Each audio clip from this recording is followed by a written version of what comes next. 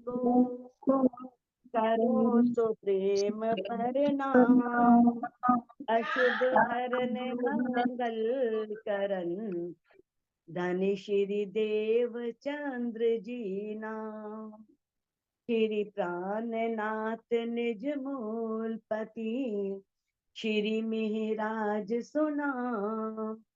तेज कुंवरी श्यामा युगल को पल पल करूं प्रणाम।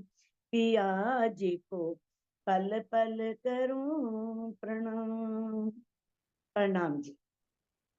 सुंदर सा जी, जैसा कि हम श्री सागर ग्रंथ का युगल स्वरूप की शोभा का सागर, चौथा सागर कर रहे थे और उसकी 85 चौपाई हो चुकी थी और आज हम 86वीं चौपाई से प्रारंभ करने जा रहे हैं। चौपाई नंबर 86। आशिक इन चरण की अरस मिला रूहन। अब जो धामधनी अक्षरातीत की ब्रह्मात्माएं हैं, जो उनकी अंगनाएं हैं, वो क्या है? वो धामधनी के चरणों की, जो इतने सुंदर, कोमल, नाजुक, नरम उस अक्षरातीत के चरण हैं, उन चरणों की आशिक हैं। अर्श मिला रोहन। और वो बैठी कहाँ पर है? वो परम धाम में, मूल मिलावे में, राज्य के चरणों में बैठी हुई है। अर्श मिला रोहन। रोहन मैंने वो रूहें, वो ब्रह्म सृष्टियां राज्य के चरणों में, मूल मिलावे में बैठी हुई हैं। अब कहते एक खिलवत खाना गैब का। वैसे तो देखो, आप खिलवत अच्छी तरह से जान चुके हो, क्योंकि हम कई बार इसके बारे में बात कर चुके हैं, खिलवत है क्या। लेकिन यहाँ जो बात आ रही है, वो बात मूल मिलावे की आ रही है, क्योंकि आज से पहले तातमवाणी थी नहीं। पूर्ण ब्रह्म परमात्मा के बारे में किसी को पता ही नहीं था, तो कोई उसे पाने का उन्होंने प्रयास भी किया, तो उसे पा भी कैसे सकते थे? जब पता ही नहीं है, जब किसी रास्ते का पता ही नहीं है, तो उस रास्ते को कैसे जा सकता है? तो आज तक इस संसार में जो ये खिलवत खाना है, जो ये मूल मिलावा है, ये गैब था। गैब मैंने रहस्य था, छुपा हुआ था। जिस तरह से राजा के महल में जो रानियों का कमरा होता है, जहाँ रानियां रहती हैं, वो वहां पर किसी को जाने की अनुमति नहीं होती। सिर्फ राजा जा सकता है या उनकी सखियां, बाकी कोई नहीं जा सकता उस कमरे में, कोई भी नहीं। यानी कि तो इसी तरह से जो परम धाम का मूल मिलावा है, उसमें तो अक्षरातीत का जो दायां अंग है अक्षर ब्रह्म, उनको ही नहीं मालूम। जब उन्हें पता ही नहीं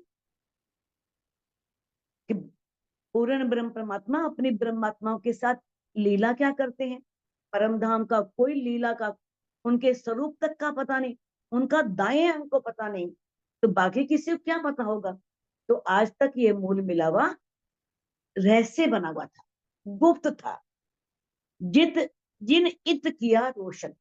अब उस मूल मिलावे को, जो आज तक गैप था, जो रहस्य बना हुआ था, आज तक सृष्टि में पहले कोई जान नहीं सका था, आज दामदनी अक्षरातीत ने इंद्रावती जी के माध्यम से ये ब्रह्मवाणी ला करके सबके लिए वो रोशन कर दिया, सबके लिए वो प्रकट हो गया मूल मिलावा। सबको, जो भी वाणी जानता है, जिसे वाणी का पता है, जो वाणी पढ़ता है, उसे पता है कि मूल मिलावा क्या है, क्योंकि राज्य ने वाणी में कहा है ना, उन्होंने कहा है ना, सुरता अपनी राखिए मूल मिलावे माए। तो इस तरह से सभी मूल मिलावे के बारे में जानते हैं। कहते चरण तली ना छूटत रंग लाल लिए उज्जल। सुनो, इंद्रावती जी क्या कह रही हैं? ये ब्रह्म सृष्टियों की निशानी है कि जो पूर्ण ब्रह्म परमात्मा की ब्रह्मात्माएं होती है ना, जो उनकी अंगनाएं होती हैं, वो उस पार ब्रह्म की चरणों का जो नीचे का भाग है, तली है, वो उनसे नहीं छूटती, वो उनके हृदय में बस चुकी है। वो छवि उनके यहाँ उसके हृदय में अंकित होती है, क्योंकि वो कितनी सुंदर है। रंग लाल लिए उज्जल, बिल्कुल श्वेत कलर की, सफेद रंग, और वो भी लालिमा लिए हुए, लाल रंग लिए हुए।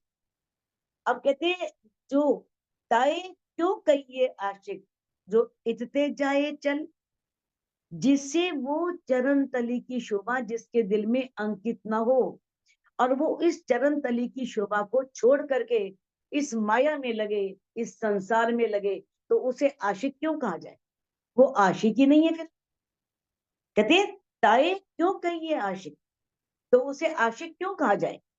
जो इससे, जो इस तरह से उनके सुंदर चरणों को छोड़ दे और इस माया में लग जाए, या उसका ध्यान कहीं और जाए, तो वास्तव में ब्रह्म सृष्टि कराने के योग्य ही नहीं है। उसे ब्रह्म सृष्टि कहना ही नहीं चाहिए।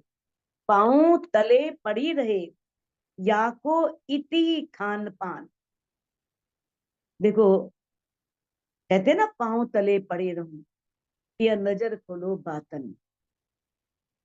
पांव तले का मतलब ये नहीं है, पांव तले मतलब यानी कि उनके चरणों का आश्रय लेना, उनका सहारा लेना, यानी कि हमें आपका ही आश्रय है, आपका ही सहारा है, आप ही मेरे प्रीतम हैं, आपके सिवा मैं किससे कहूं, मैं किससे बात करूं।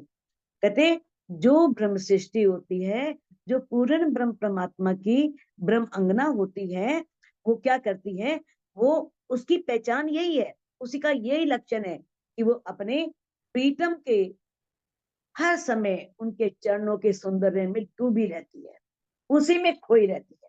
ये है चरणों तले पड़े रहना, उस चरणों की तलियों के सौंदर्य में खोए रहना, उसे अपने दिल में बसा लेना, अपने दिल में अंकित कर लेना, ये है चरण तले पड़े रहना। सिर्फ मुख से बोलने से कुछ नहीं होता। पांव तले पड़े रहूं तो बातन नजर भी नहीं खुलनी, नजर खोलो बातन। राजी कहते फिर तेरी बातन नजर कहां से खुलेगी? सिर्फ मुख से कह रही है, आत्मा के हृदय से नहीं बोल रही, अंदर से तेरी ये आवाज नहीं आ रही है। तो इस तरह से जो यही दीदार दोस्ती कायम, जो होए अरवा अर्स सुभान, जो होए अरवा अर्स सुभान। सुभान जानते ही हो आप, दामदनी अक्षरातीत युगल स्वरूप, हमारे हादी राजी श्यामा जी युगल स्वरूप। जो परम धाम में युगल स्वरूप है, वहां की वो ब्रह्म सृष्टि है, वहां की वो अरवा है, तो समझो यही उसका दीदार करना ही उसका खाना है, दीदार करना ही उसका पीना है।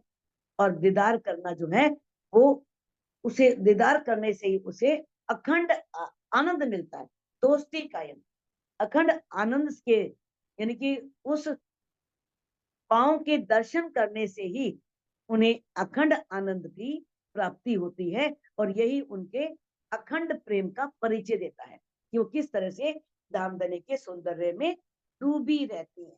तो ये कहा है या को इति खान पान, उनका खाना पीना सभी धनी के दीदार है।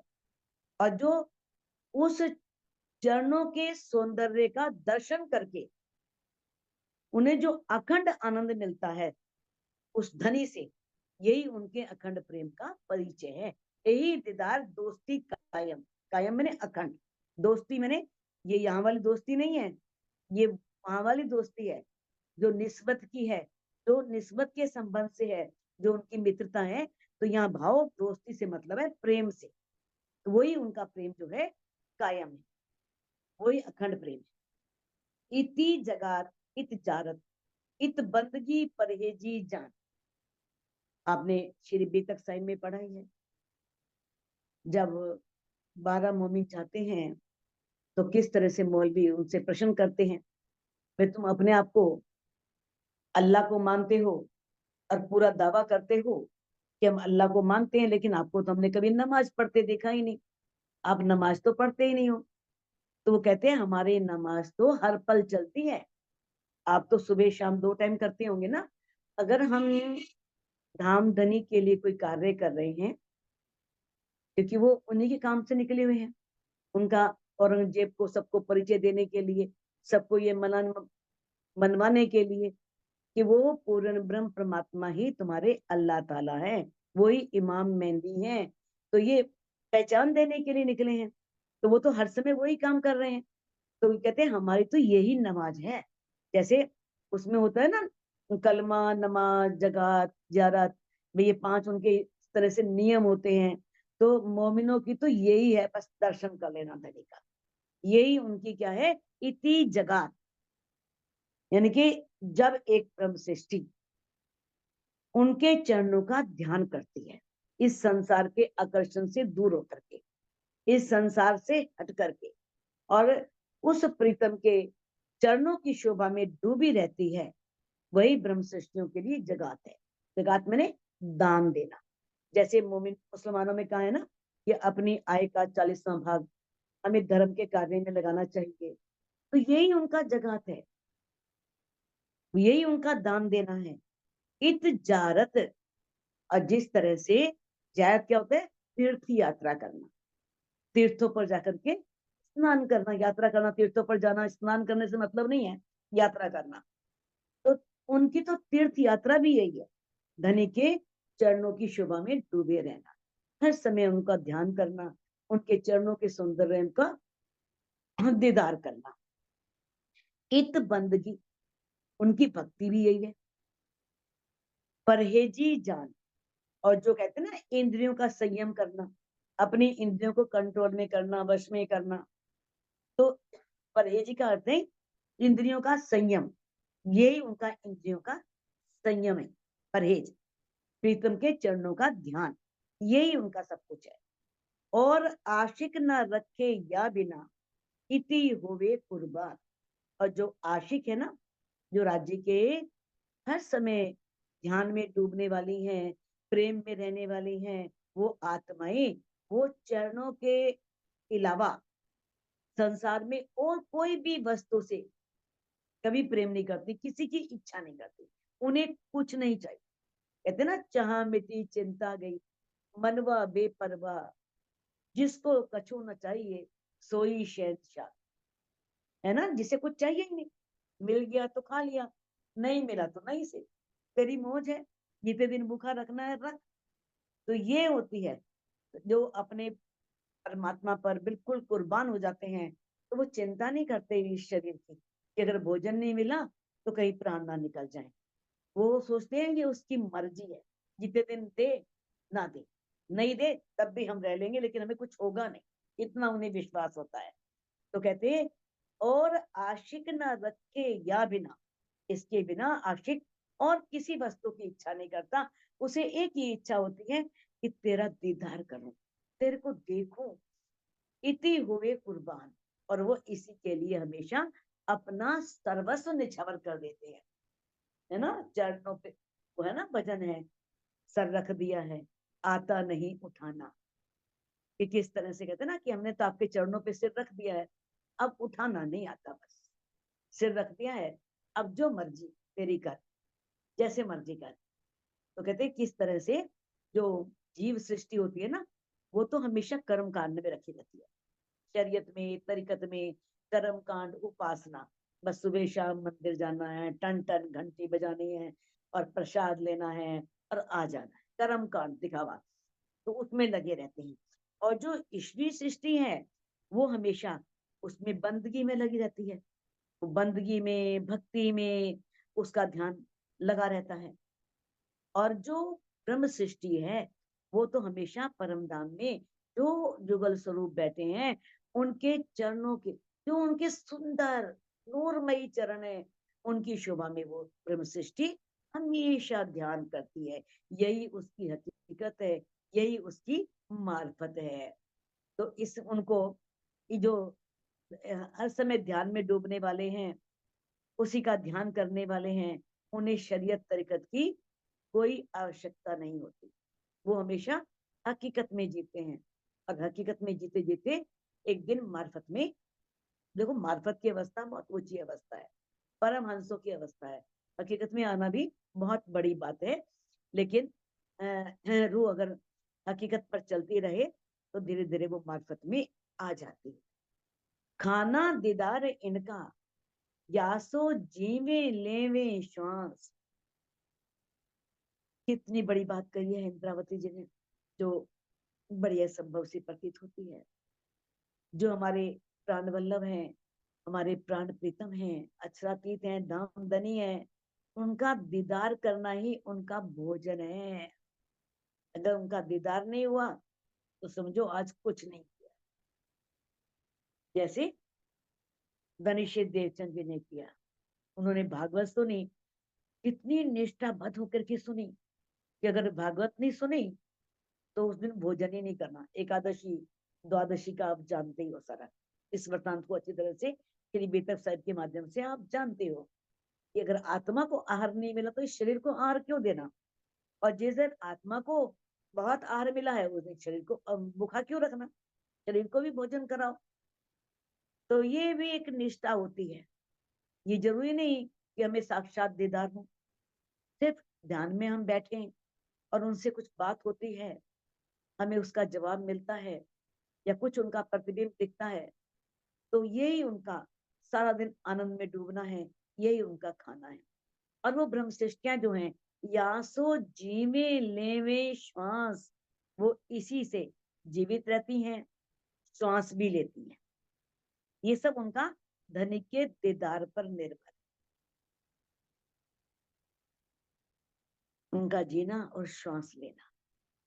दोस्ती इन स्वरूप की तिन से मीटत प्यास।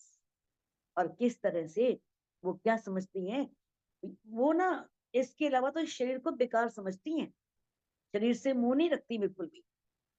जो हमेशा राज्य के नक्शे शिक तक की शोभा को अपने दिल में बसाती हैं और उनसे उनका अखंड प्रेम होता है। इसी से तिन से मिटत प्यास, इसी से उनकी हृदय की प्यास बुझती है, उन्हें शांति मिलती है। उन्हें किस तरह से उनको उनकी जो एक होता है ना, एक प्यास होती है, जैसे कहते हैं ना जिसको प्यास लगी है उसे ही पानी देना चाहिए, जिसे प्यास ही नहीं है पानी की कीमत क्या समझेगा। आप धक्के से किसी को सत्संग सुना रहे हो, सत्संग उसे चाहिए ही नहीं, तो सत्संग उसके अंदर कहाँ से उतरेगा। तो कहते हैं जो इस तरह से ध्यान में डूबी हुई आत्माएं, जो धनी का दीदार करना चाहती है, जो उस स्वरूप को हर पल अपने दिल में बसाना चाहती हैं, और जिसका उस स्वरूप से अखंड प्रेम होता है, दोस्ती इन स्वरूप की, युगल स्वरूप के जो सुंदर स्वरूप है, उन स्वरूप से जिनका प्यार है, दोस्ती मैंने प्रेम, तिनते बेटत प्यास, उसी से उनके हृदय की प्यास बुझती है। कहते अगर खिलबत जाहिर करी इत सिजदा है यार। अब राजी ने खिलबत को प्रकट कर दिया। आज तक तो खिलबत गैब थी, छिपी हुई थी, किसी को खिलबत का पता ही नहीं था, लेकिन अब ब्रह्मवाणी ला करके राज्य ने खिलबत को सबके सामने प्रकट कर दिया। इत सिजदा सैया हयात। अब यहाँ पर जो उनका सिजदा है, यहाँ पर किया हुआ प्रणाम जो है, वो उनका अखंड होता है।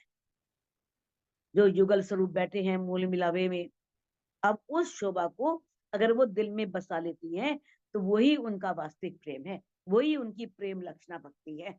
मूल मिलावे को अपने चित्त में अंकित कर लेना, और इसी का फल उन्हें अखंड फल मिलता है अगर वो मूल मिलावे को अपने दिल में बसा लेती हैं।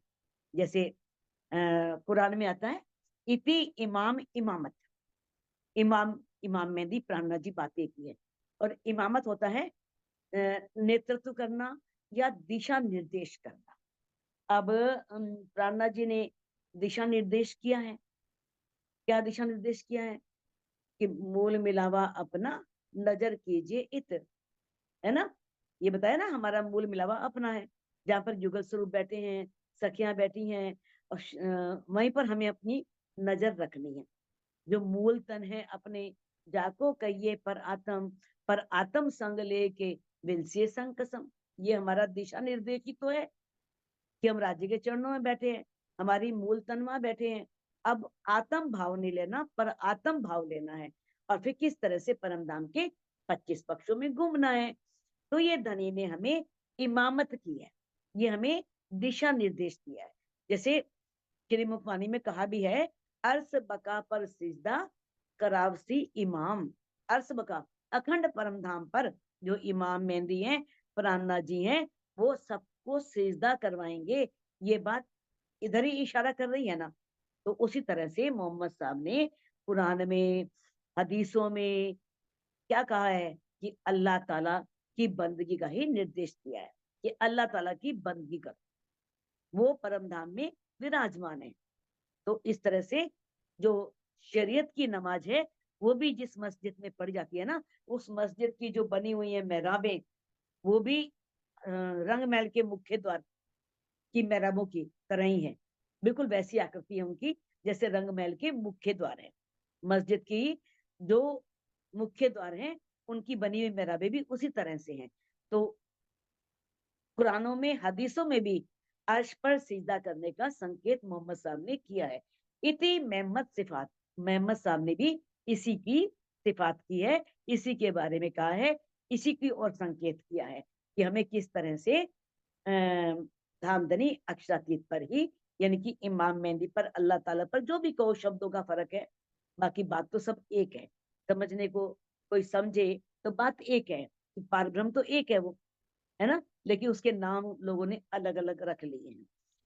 तो कहते हैं इसी तरह से आप बताया है कि हमें कहाँ पर सीधा करना है, दामदनी अक्षरातीत पर, मूल मिलावे में अपना सीधा करना है, प्रणाम करना है, और युगल सूत्र की शोभा को और मूल मिलावे की शोभा को अपने दिल में बसाना है। ऐसा हमें राज्य ने इस वाणी में संकेत किया है, हमें बताया है। कोई खाली न गया इन खिलबते, कछु लिया हक का भेद। कितनी बड़ी बात कही है इंद्रावती जी ने, और जो सत्य है बिल्कुल, कि जो भी राज्य से बातें करता है, खिलवत का मतलब ये नहीं है कि सिर्फ मूल मिलावा। कोई भी स्थान जहाँ आशिक है, माशूक है, और कोई नहीं है, हम दिल में बैठे हैं, ध्यान में बैठे हैं, उस समय हम है और हमारे राज्य हैं बस। तो कहते हैं अगर हम वाणी भी पढ़ रहे हैं और ये सोच के पढ़ रहे हैं कि हम राज्य से बातें कर रहे हैं, हम वाणी नहीं पढ़ रहे। ये मत कहो कि मैं वाणी पढ़ रहा था, मैं तो राज्य से बातें कर रहा था, बातें कर रही थी, राज्य से मेरा मन कर रहा था, तो मैंने चलो वाणी वाणी लेके बैठती हूँ, राज्य से बातें करती हूँ। तो अगर हम ऐसा भाव लेके पढ़ते हैं तो वो भी हमारी खिलवत है। और जब हम ऐसा भाव लेके पढ़ते हैं तो दामदनी, जब हम वाणी पढ़ते हैं, उसमें कोई एक चौपाई तो ऐसी है जिसे हमारे दिल पर चोट कर देती, वो घाव होता है, लगता है वो इस चौपाई में कितनी गहरी बात कही। ये तो धनी कह रहे हैं, किस तरह से इंद्रावती कह रही हैं, कोई खाली न गया इन खिलबते। अगर मान लो किसी ने मूल मिलावे का ध्यान किया है, तो उसका ध्यान कभी निष्फल नहीं होता, सुन लो, कभी भी उसका ध्यान बेकार नहीं जाएगा। परमात्मा के यहाँ देर है, अंधेर नहीं है। हाँ, देरी लग सकती है आपके जीव के कर्मों के हिसाब से, हो सकता है पूरी उम्र लग जाए, अंतिम समय में ही दर्शन हो, लेकिन होंगे जरूर। क्योंकि कोई भी जो मूल मिलावे का ध्यान करता है, उसका ध्यान कभी भी बेकार नहीं जाएगा। राज्य ने वाणी में कह दिया है, और वाणी की बात कभी असत्य नहीं हो सकती। उस पर धनी की मेहर जरूर होगी। जिसने भी राज्य की कुछ भी शोभा को अपने धाम हृदय में बसा लिया, वह कभी भी धनी को कहते कछु लिया हक का भेद। हक का भेद यानी कि राज्य के कुछ भी शोभा को अपने दिल में बसा लेना, ये है हक का भेद। लेकिन राज्य के दिल के भेद लेना कोई आसान बात नहीं है, ये मार्फत की स्थिति है। जो राज्य के दिल में पूरा प्रवेश कर जाता है, वही राज्य के दिल को जान सकता है, राज्य के दिल के भेदों को जान सकता है। लेकिन यहाँ पर जो भाव है वो ये है कि राज्य की शोभा को, कुछ भी शोभा को, मानो पाग है, उसमें दुगदुगी है, कलंगी है, उसकी किस तरह से सुंदर उन्होंने उसमें लपेट दिए हैं, वो सब बातों को, सौंदर्य को दिल में बसा लिया, किसी भी शोभा को बसा लिया, तो वो धनी को सो काहू जाए ना सके। फिर वो धनी को छोड़ करते कहीं और नहीं जाएगा, किसी और देवी देवता के पास आराधना करने नहीं जाएगा। मिले तो मिले, नहीं मिले तो नहीं मिले, आपकी मर्जी है तो दो, मर्जी है तो मत दो, जो जानो त्यो रखो, धनी तुम्हारी मैं तो आपकी हूँ। तो कहूँ जाए ना सके, वो कहीं और नहीं जा सकता। पड़िया इश्क के कैद, वो तो राज्य के प्रेम में कैद हो गया। जानते ना कैद क्या होता है, जेल होती है, निकलना मुश्किल होता है। तो राज्य ने आपको अपनी उसमें इश्क में ले लिया, फिर आप उनके इश्क से बाहर नहीं निकल सकते। किस तरह से, अगर आपने धनी की शोभा को अपने दिल में बसाया और आपको थोड़ी सी शोभा भी दिख गई, फिर आप उससे बाहर नहीं निकल सकते। आपका मन करेगा मैं और बैठूं, मुझे और छवि दिखाई दे, और शोभा दिखाई दे। तो आप कहते हैं कि अगर ये जो मूल मिलावे में विराजमान युगल स्वरूप है ना, तो उनका ध्यान ही माया से बचने का और हमारे अंदर इश्क पैदा करने का साधन है, और कोई साधन नहीं। बस यही साधन है, यही साधन हमें माया से बचा सकता है और हमारे अंदर धनी के प्रति इश्क पैदा कर सकता है। क्या? युगल स्वरूप का ध्यान। अगर हम ध्यान करते हैं, ध्यान से हमारे पूर्व जन्मों के कर्म भी कटते हैं। हमारे जरूरी नहीं वो, ठीक है, इस जन्म में हम पापी नहीं है, चोर नहीं है, बेईमान नहीं है, या कोई बुरी आदतें हमारे अंदर नहीं है, हम शराब नहीं पीते, जुआ नहीं खेलते। पिछले जन्मों क्या, पिछले जन्म में हो सकता है हमने हम मांसाहारी भी रहे हो सकता है हमने देवी देवताओं की पूजा भी की हो, वो तो हमको नहीं मालूम ना पिछले जन्मों का। तो ध्यान में बैठने से हमारे जीव के जो संस्कार हैं वो भी धीरे धीरे करते हैं, धीरे धीरे मिट जाते हैं। और जैसे ही हमारा जीव बिल्कुल शुद्ध, पाक, निर्मल हो जाता है, तो आत्म तो निर्मल है, फिर क्या होगा, उसमें प्राण प्रीतम की छवि अंकित हो जाए, वो हमें दिखनी शुरू हो जाएगी। उसके लिए पहले जीव को निर्मल करना बहुत जरूरी है। राज्य ने वाणी में कहा है, सात जी साफ हुए बिना अखंड में क्यों पहुंचत। अगर साफ नहीं हुए तो अखंड में नहीं पहुंच सकते। अखंड में पहुंचना है तो साफ होना पड़ेगा। कहते हैं, आशिक पकड़े जो दामन, तो छूटे नहीं क्यों ये कर। आशिक की पहचान है, अपने आप को आशिक कहते हो ना, तो राज्य कहते हैं कि एक हर समय अपने प्राण प्रीतम से प्रेम करने वाली सखी, एक आत्मा, एक सूरता जो है, वो किस तरह से जब जामे के दामन को देखती है। दामन हमने बताया था आपको, दामन क्या है, दामन क्या है, जो जामा होता है ना श्वेत रंग का, कमर से नीचे वाला भाग दामन है। लंबा होता है ना कुर्ता, काफी लंबा कुर्ता होता है, तो नीचे वाला भाग जो है ना, जिसमें चुनटे पड़ी होती हैं, जैसे फिराक टाइप होता है, जैसे राजा महाराजा पहनते हैं, तो वो दामन होता है। अब वो जब धामधनी अक्षरातीत के जामे के दामन को देखती है, तो देखती रह जाती है, छूटे नहीं क्यों एक कर, फिर उससे वो छूट नहीं सकता। हर समय वो शोभा को निहारती रहेगी, देखती रहेगी, वो चाहकर भी उस शोभा को छोड़ नहीं सकती। वो उसके दिल में अंकित हो जाती है, बस जाती है, देखत देखत चीन लगे। और ऐसे जामे को देखते देखते, जैसे वो जामे के दामन के अंदर आई हुई चुनटों को देखती है, बारीक बारीक चुनटे, चीन मैंने बारीक बारीक चुन्नट, जो जामे के यहाँ कलाई पर बाजू जो है उसमें भी होती हैं, और इसके अलावा दामन में भी होती हैं। जब वो उन चुनटों को देखने लग जाती है, तो इतनी खो जाती है, इतनी खो जाती है, तो लो जात निकस उम्र, कि सारी उम्र देखती रहे ना, तो उससे नजर नहीं हटा सकती, उसकी इच्छा ही नहीं होती हटाने की। मन करता है कि सारी उम्र इसे ही देखती रहूं, बस मैंने जो शोभा देख ली है उस शोभा में डूबी रहूं। तो यहाँ पर तनी ने कहा है, इस भाग का जो ये चौथा भाग है, तो लो जात निकस उम्र, तो इसका भाव संपूर्ण उम्र देखने से है, यहाँ शरीर छूटने से नहीं है, कि वो सारी उम्र जब तक जीती है, जितने साल तक भी, चाहे वो 90 100 जितने साल भी जिए, तो उतने साल तक वो उस शोभा को देखने में लगी रहती है, उसे उस शोभा से हटने की इच्छा नहीं होती। वो चाहती है मैं उसी शोभा को प्रतिदिन देखूं और उसे अपने हृदय में बसाऊं। बहुत अटकाव है आशिक, सही बात है, आशिक के मार्ग में बहुत विघ्न है, बहुत बाधाएं हैं, बड़े कष्ट हैं, बहुत अटकाव हैं। अटकाव मैंने रोड़े, कोई इतना अधिक आशिक बन जाए ना, तो उसे क्या बोल देते हैं, तो पागल हो गया है, इसका दिमाग खराब हो गया है। तो आशिक के जो मार्ग है ना, उसमें बहुत बाधाएं हैं, क्योंकि अब धनी के श्रृंगार का वर्णन करना है। आशिक है इंद्रावती जी। बहुत बाधाएं हैं, क्योंकि शोभा से नजर हटती नहीं, मन ही नहीं करता हटाने को। बुद्धि जड़ हो जाती है, बुद्धि काम करती नहीं, मुख से कोई शब्द निकलता नहीं इतनी शोभा को देख करके। कितनी अटकाऊ है बताओ। कछु सेवा भी किया चाहे, और इंद्रावती जी कहती हैं कि मेरा मन करता है ये सेवा भी करूं, मैं श्रृंगार का वर्णन भी करूं। राज्य ने मुझे ये सेवा दी है कि मेरी शोभा का श्रृंगार का वर्णन करूं, तो ये वर्णन करना भी मेरी सेवा है। तो वो चाहती है मैं इसकी इस कुछ सेवा करूं। ये तो वर्णन श्रृंगार सेवा उमंग रही भराई। अब श्रृंगार का वर्णन करने की सेवा का भाव जो है, वो इंद्रावती जी कहती हैं उसकी उमंग मेरे अंदर भरी रहती है। बहुत अधिक उमंग है कि मैं धामधनी के श्रृंगार का वर्णन करूं। सेवा का मतलब क्या है? धनी को रिझाना। देखो ये सेवा ही तो है।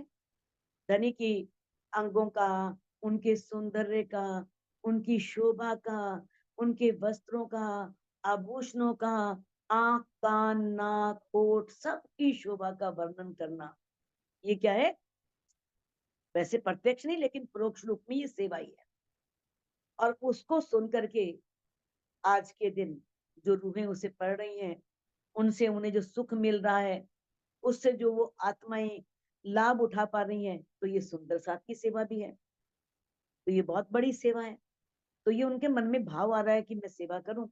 धनी ने मुझे श्रृंगार ग्रंथ में आएगा, अभी आगे चौपाई आएगी, वर्णन करो रे रूजे अके तुम सिर दिया भार।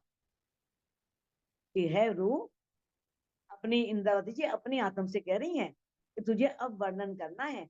राज्य ने तेरे सिर पर ये जिम्मेवारी डाली है कि उनकी शोभा श्रृंगार का, उनके अंगों का सारा वर्णन करना है। तो किस तरह से कहती हैं? अर्श किया अपने दिल को, माए बैठाओ कर श्रृंगार। अब अपने दिल को अर्श बना लो।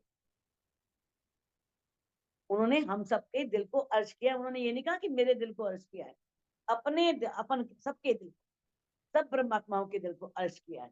अब उन्हें किस तरह से उनके श्रृंगार को, उनकी शोभा को अपने सब जान करके और परात्म का श्रृंगार सज करके अपने दिल में बसाओ। तो ये इंद्रावती जी कहती है कि मेरा मन करता है मैं वो सेवा करूं। जो कदी कमर अटकी तो आस्तिक न छोड़े ए। अब वो इतनी अधिक प्रेम में मगन हो जाती है, इतना डूब जाती है, अगर उसकी नजर कमर पर टिक गई, जो कदी कमर अटकी, कमर पर टिक गई। अब इंद्रावती जी को तो दिख ही रहे हैं, बिना देखे वो कैसे वर्णन कर सकती हैं कैसी कमर है उनकी। तो जैसी नजर पहुंची कमर पर नजर टिक गई। आशिक न छोड़े। अब आशिक का मन करता ही नहीं मैं कमर की शोभा को छोड़ आगे और वर्णन करूं। वो कमर में चाहती है कि मैं उसी शोभा में डूबी रहूं, लेकिन वर्णन वर्णन करना है, ये भी मजबूरी है।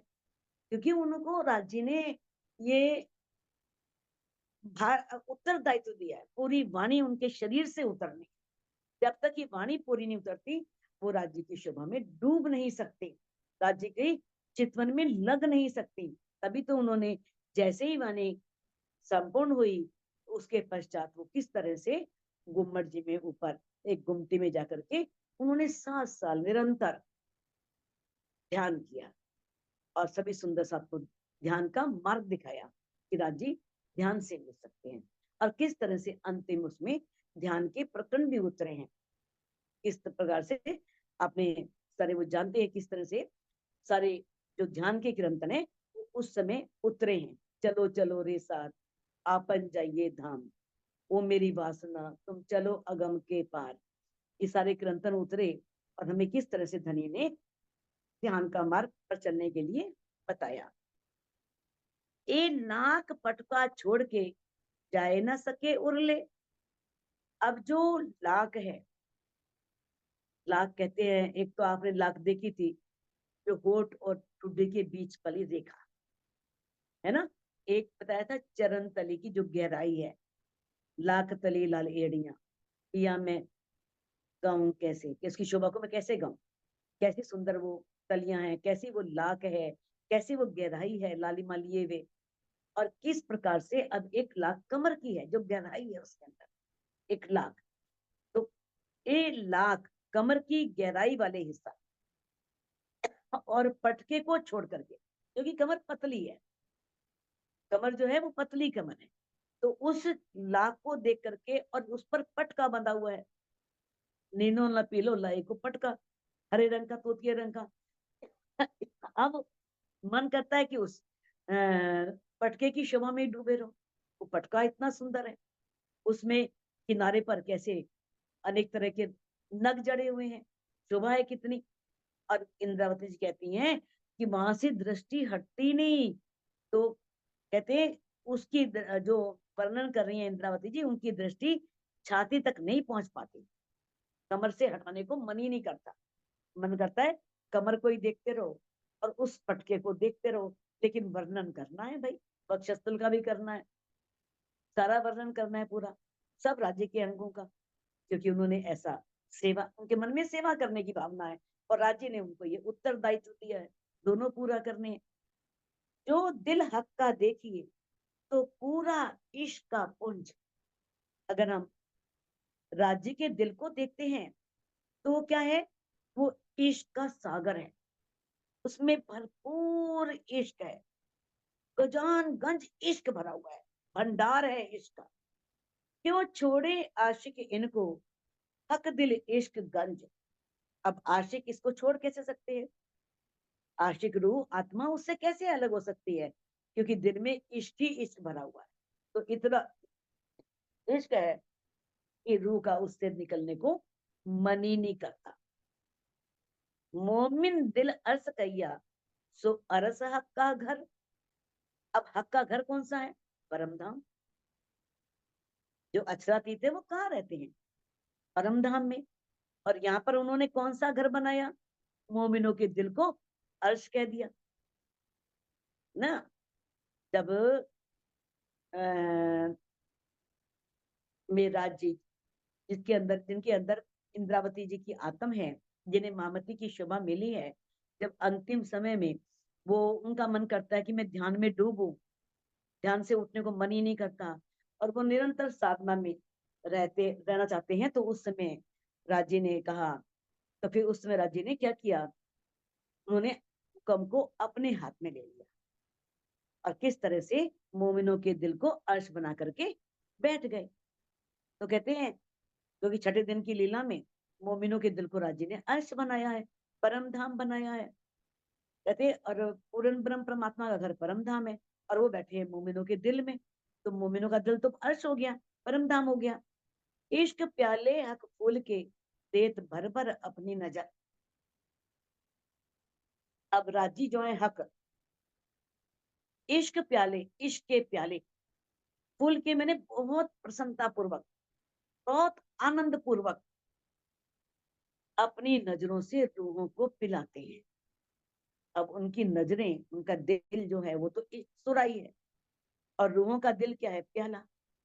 इश्क प्याले हक फूल के, फूल जो है ना एक पदार्थ भी होता है, पहले भी आया था, ये चौपाई आई थी और आपको बताया था कि जो तांबे और टीन से मिलकर बनाई जाती है, फूल एक धातु होती है, और जैसे कांसा बोलते हैं, कांसे का बर्तन, तो यहाँ पर जो अर्थ है वो उससे नहीं है, कांसे के बर्तन से, ये वो अर्थ है कि प्रसन्नता पूर्वक, बहुत आनंद पूर्वक, यानी किस तरह से और फिर वैसे भी प्याला डालना किस में है, जो प्याला बिल्कुल साफ शुद्ध बर्तन, गंदे बर्तन में कौन डालता है, जिसमें कचरा भरा हुआ है, जिसमें विकार भरे हुए हैं, उसमें इश्क कैसे ठहरेगा, जो विकारों से रहित हो गया है, ऐसा।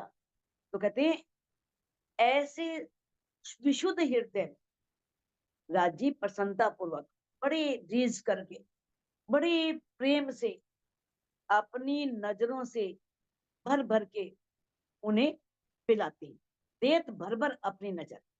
अब ये बात आत्म के लिए आ रही है या पर आत्म के लिए आ रही है, देखो आत्म के लिए तो हो नहीं सकती, क्योंकि यहाँ करा है भर भर अपनी नजर, अपनी नजरों से पिलाते हैं। अब जो पर आत्म है परम धाम में, पर आत्म के दिल में धनी हमेशा बसे रहते हैं, और वो अपने नूरी नजरों से अपने जो प्रेम का अमृत है वो रूहों को पिलाते हैं। लेकिन ये धनी ने बताया है कि इस माया के खेल में आत्मा जब अपने दिल में धनी की शोभा को बसाती है तो उसे ऐसा लगता है कि वह मूल मिलावे में साक्षात बैठी है। इति बैठे घर जागे धाम, लगता है हम अपने धाम में जाग गए हैं और हम मूल मिलावे में बैठे हैं, और ये शोभा उसे अपने दिल में भी दिखती है। ऐसी अवस्था जब होती है तो इस अवस्था में उसका दिल धनी का अर्श हो जाता है और उसकी आत्मा अपनी परात्म का श्रृंगार लेकर के क्या करती है, परम धाम में जैसे पर आत्म लेती थी वैसे वो भी प्रेम रस का पान करती है। पर आत्म का श्रृंगार सस करके, पर आत्म का भाव लेकर जब वो उनकी शोभा में श्रृंगार में डूबती है तो उसे ऐसी अनुभूति होती है कि मानो वो परम धाम में है और वो साक्षात धनी के नैनों से वो इश्क ले रही है, प्रेम ले रही है। सुराई लेके आए बैठे दिल पर, इश्क सुराई लेके आए बैठे दिल पर। अब धामधनी अक्षरातीत इश्क की सुराई लेकर के कहाँ बैठ गए हैं, ब्रह्म सृष्टियों के दिल में। दम चाहिए ना ब्रह्म सृष्टि में उसे पीने का, वो तो सुराई लेके बैठे हैं, प्याले को साफ कर, है ना। अब गौतम बुद्ध जब एक किसी ने कहा था कि भाई मेरे दिल में भाई आपकी सत्संग नहीं बैठता और आप, उसने अपने घर भोजन पे भी बुलाया था, तो उन्होंने कहा था ठीक है मैं आऊंगा। तो जब गए थे वो वहां पर उनके घर, और वो बर्तन में गंदगी भर रखी थी, तो वो सेठ जी थे, कहते हैं अरे खीर डालनी थी, कहते हैं ये तो बहुत गंदा बर्तन है, इसमें मैं खीर कैसे डालूं। तो उन्होंने बताया था कि इसी तरह से आपके दिल में भी माया के विकार है। अब इस विकार में ये जो उपदेश है, ये प्रवचन आपके दिल में कैसे समा सकता है, साफ बर्तन में समा सकता है। अब पार ब्रह्म अक्षराती तो उसी बर्तन में आएंगे ना, उसी प्याले में इश्क ढेलेंगे तो प्याला साफ होगा। जिसमें काम क्रोध लोभ मोह ईर्ष्या उठ उठ के भरी पड़ी है, उसमें कहां से इश्क भर देंगे। वो बैठे हैं इश्क की सुराई लेकर के दिल में। इश्क प्याले आशिकों हक देत आप भर भर, और वो अपने आशिकों को, सबको नहीं, आशिकों को, जो उनसे बहुत प्यार करते हैं, जिनके दिल में धनी की शोभा बस चुकी है, तो जिनके अंदर उनके प्याले में राज्य क्या करते हैं, हक देत आप भर भर, वो अपनी सुराई से प्यालों को भर भरते हैं, आत्मा के दिल में बहाते रहते हैं, प्याले भरते रहते हैं, इतने प्याले भर भर के उनको पिलाते हैं, क्योंकि धनी का जो दिल है वो इश्क का सागर है, समुद्र है इश्क का, उसमें गजान गंज इश्क भरा हुआ है, वो सुराई है, और वो सुराई है जो खाली नहीं होती, जो जितना मर्जी डाली जाए वो खाली नहीं होगी, भरी रहेगी फिर भी। तो उसी प्रकार से वो क्या करते हैं, अपनी उस इश्क सुराई से रूहों के प्याले में इश्क भरते रहते हैं। जो कदी आवे मस्ती में तो एक प्याला देवे गिराए। अब क्या होता है, दामदनी के हृदय में, हृदय का जो इतना लाड है, इतना प्यार है, इतना इश्क है, वो छलक पड़ता है एकदम। तो आत्मा के धाम हृदय में जो उसका आत्मा का प्याला है वो भर जाता है एकदम। यानी कि कहने का मतलब यह है कि आत्मा के दिल में उस प्रीतम की छवि बस जाती है, अंकित हो जाती है। तो क्या होता है, प्याला देवी गिराई का मतलब क्या है, वो बेसुध हो जाती है, बेहोश हो जाती है, उसे कुछ होश रहती नहीं अपनी। इसका भाव क्या है, ना उसे तन की परवाह रहती है ना ब्रह्मांड की परवाह रहती है। दुनिया वाले क्या कहेंगे, बाढ़ में गए, हम तो अपनी मस्ती में, हम तो मस्ती में है अपनी, और दुनिया जो मर्जी कहती रहे। कहते शराब तहूरा ऐसा चढ़े दिल तभी देवे फिराए। और वो जो शराब है, इश्क की शराब, उसका तहूरा नशा, नाम कुमारी नानका चढ़ी रहे दिन रैन। जो इस दुनिया के नशे हैं वो तो उतर जाते हैं, रात पिया, सुबह तक खत्म। रात को तो आप नाटक कर रहे हो, लेट रहे हो, कुछ भी कर रहे हो, लेकिन सुबह तक वो नशा साफ। लेकिन ये नशा ऐसा है जो उतरता नहीं है, जो रात दिन चढ़ा रहता है। तो उस शराब का नशा ऐसा चढ़ता है कि उस रूह का दिल तभी फिर जाता है, माया से हट जाता है। माया की चाहनाएं रहती नहीं, माया की इच्छा होती नहीं, ये शरीर अच्छा लगता नहीं, ये ब्रह्मांड अच्छा लगता नहीं। वो इतनी बेसुध हो जाती है, इतनी बेहोश हो जाती है, वो उनके प्यार में इस तरह से डूब जाती है कि उसका उससे उठने को मन नहीं करता। जाए हक शराब पिलावत, आस बांधते हैं सोए। अब धामधनी जिसे अपनी इस प्रेम का, इस इश्क का, अमृत भरे इश्क का पान करवाते हैं, ये पिलाते हैं, तो उसके मन में आशा बनी रहती है कि युगल स्वरूप वो धामधनी अक्षरातीत मुझे दिखते रहे, उनकी शोभा मेरे दिल में बस जाए और ये आनंद हमेशा बना रहे, ऐसी उसकी आशा होती है। वाको अर्स शराब की आवत है खुशबुए, और उसे उस परम धाम की शराब की बहुत सुगंध आती है, बहुत खुशबू आती है, वो हर समय उस सुगंध को लेती रहती है। तो सुंदर साथ जी इस चौपाई को अनम्यूट करके आप दोहरा सकते हैं। जाए हक शराब पिलावत, जय हक शराब हक शराब पिलावत, आस बांधत हैं सोए। आस कलश बांधत हैं सोए। वाको अर्स शराब की वाको अर्श शराब की आवत है खुशबोए। आवत है खुशबोए। बोलो श्री श्री प्राणनाथ प्यारे प्राणनाथ की